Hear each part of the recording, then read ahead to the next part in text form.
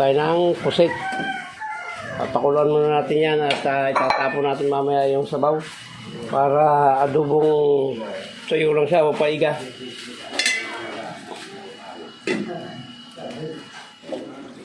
Guys, tumulo na. Papatayin natin muna at patitiktikin natin yan. Yan ito sasama yung sabaw. Guys, igigisa na natin itong ating bawang at sibuyas. Medyo masulog-sugurin natin ng kaunti.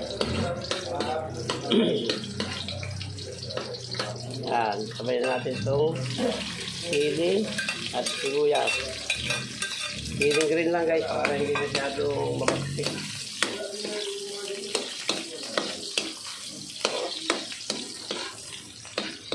So, sulog-sulogin natin ang kaunti.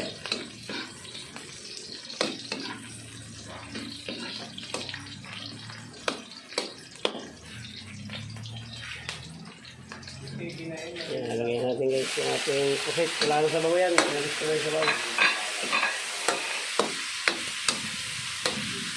Ayun palang lalabas ang ano yan, yung itim yan. Kanina nung nilaga ko, isang kulo lang para hindi lumabas ng itim. So ngayon na yan, lalabas na yan.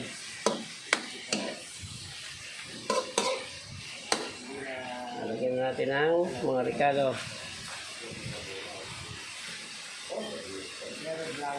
Siyempre, kung walang kamatayang paminta at walang kamatayang bigyan yan.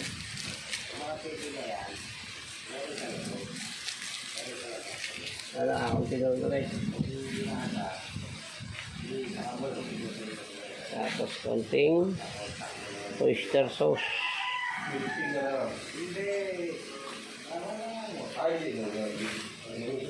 Tapos toyo. Hindi natin lalagyan ng suka to guys dahil ang ilalagay ko rito ay kalamansi.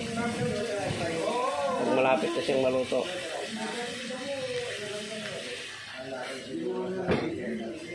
Yan, medyo haluin lang natin ng konti. Pwede mong haluin ito dahil wala naman itong ano. Wala itong suka. Maya-maya natin lalagay yung ating pampasim. Ito guys, mabilis lang ito. Pusit lang naman ito. Ayan na, lalagyan na natin guys ng pasim.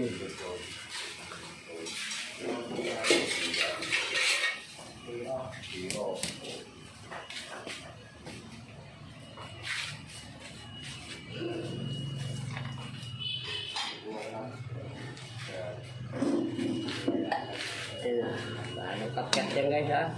Diretso na yan. Ayan, pagkulong ito, okay na yan. Papatayin na natin yan. Wala yung asim ng kalamansi. Pagka pinakulong natin ang pinakulong. Ano yan, titikman natin guys. Ayan, ayos na. Tama lang lasa, hindi siya masyadong maalat. Hindi rin siya matabang. Ayan, nandito lang po yung vlog natin ng pagluluto ng adobong pusit. Kalamansi po yung ginamit dyan guys, kalamansi. Ayan, maraming salamat po at mabuhay po kayo, mabuhay tayong lahat. Babay na po, I love you all.